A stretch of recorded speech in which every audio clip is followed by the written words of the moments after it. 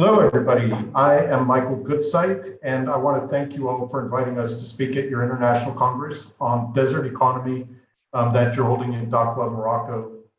And it's a very important Congress. We're honored to be here, and I'm going to turn it over to Chris Matthews now and Khalid Amrouche and Huan Yujin to speak about the research and energy economics between the desert and the ocean. Morocco is a key regional player, and we conducted this research together with the team. Chris, over to you. Thank you, Mike. Greetings to you all. My name is Chris Matthews. I'm coming to you live from the land of the Ghana First Nations people in Adelaide, South Australia, and I thank you for inviting Michael Goodsight to speak at this important international congress on the desert economy. My co-presenters are Khalid Amrouche, a Moroccan man from Agadir, from the Universities of Adelaide and Mohammed VI Polytechnic, and Dr. Huan Yujin of the University of Adelaide. We also acknowledge our collaborators, Professor Abdallah Moutaki of ONHIM, Professor Abdul Ali Kossier of the University of Mohammed VI, and His Excellency Karim Medrek, Moroccan Ambassador to Sweden and Latvia.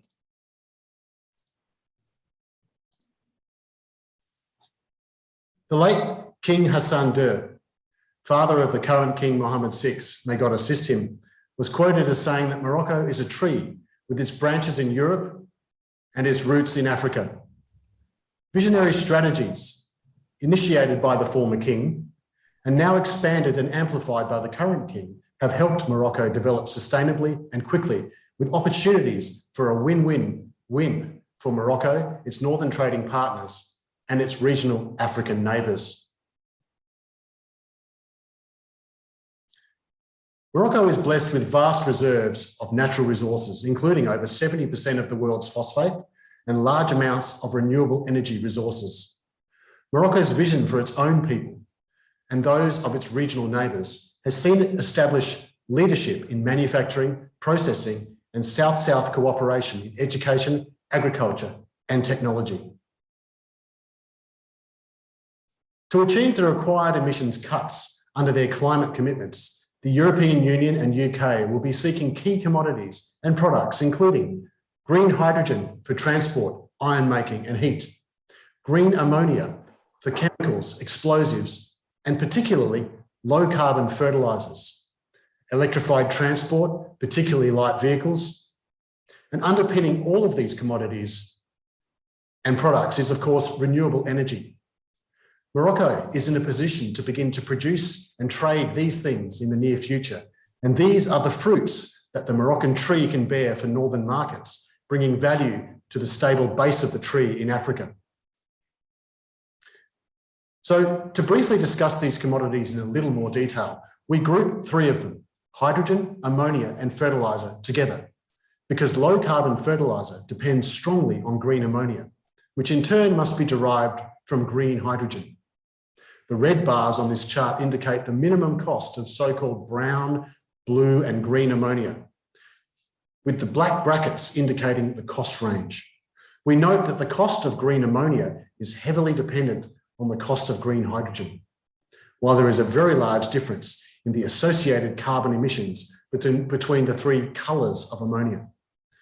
Not blessed with abundant natural gas resources and being a large importer of ammonia for fertiliser production, Morocco is initiating programs for green hydrogen production and green ammonia with agencies, including the International Renewable Energy Agency. What I would like to do now is pass over to Huan Yujin to discuss his research.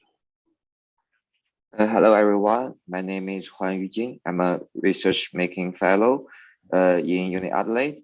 My research expertise is green hydrogen production using water electrolysis.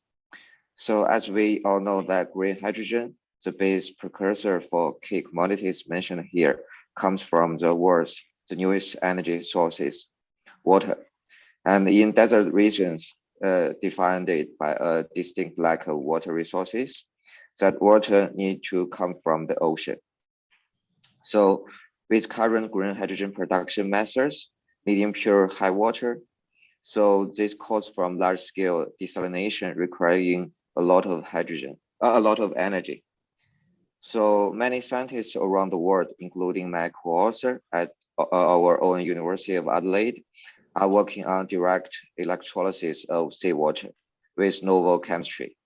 Perhaps some vital breakthroughs are coming soon. Okay, Chris, turn it over to you. Thank you, Huan Yu. Underpinning the previous information is the need for plentiful supplies of renewable energy. And when it comes to that, Morocco is the shining light.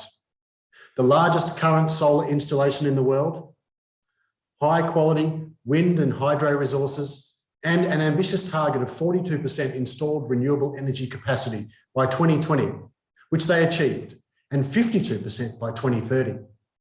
The trunk of the metaphorical tree here is represented by the existing high voltage DC connections to the European grid, with discussions around similar connections to the United Kingdom. So Morocco's renewable energy profile can underpin strategic low carbon production of hydrogen, ammonia, and fertilizer for domestic and export purposes. Finally, and perhaps most importantly, building upon wins for Morocco and its northern trading partners, there is an opportunity for a third win for Morocco's regional neighbours. It is well understood that to build electricity infrastructure, one needs power offtake agreements to get finance. We suggest that Morocco's West African neighbours could, via connections to Morocco's grid, access European electricity markets, providing power purchase certainty that could help secure finance to build infrastructure in those countries. Thus, the roots of the tree reaching out across Western Africa could help bring climate compatible and sustainable development across the region in a just transition to a brighter future. So to conclude the talk, I will hand over to my Moroccan colleague, Khalid. Thank you, Chris. Assalamu alaikum wa rahmatullah. Indeed, Morocco's desert economy is poised to bring prosperity to the whole region. The collocation of the Moroccan Sahara and the Atlantic coastline is a blessing that can benefit the Moroccan people, Western African region, as well as the European and UK markets who seek low carbon commodities and goods. In conclusion, thanks to its natural resources, geographic location, and the great geopolitical and diplomatic work achieved in the last few decades, all of this is making of the Kingdom of Morocco the main agent for sustainable growth in the region. I would like to thank you all for your invitation. And if you have any questions or if you would like to discuss this further, please feel free to contact any one of us through those address emails, and we'll be more than happy to get back to you. Thank you again, and back to you, Mike. Thank you all again, and please feel free to contact us. We're very proud to be conducting research with our colleagues in Morocco, and we wish you a best rest of conference.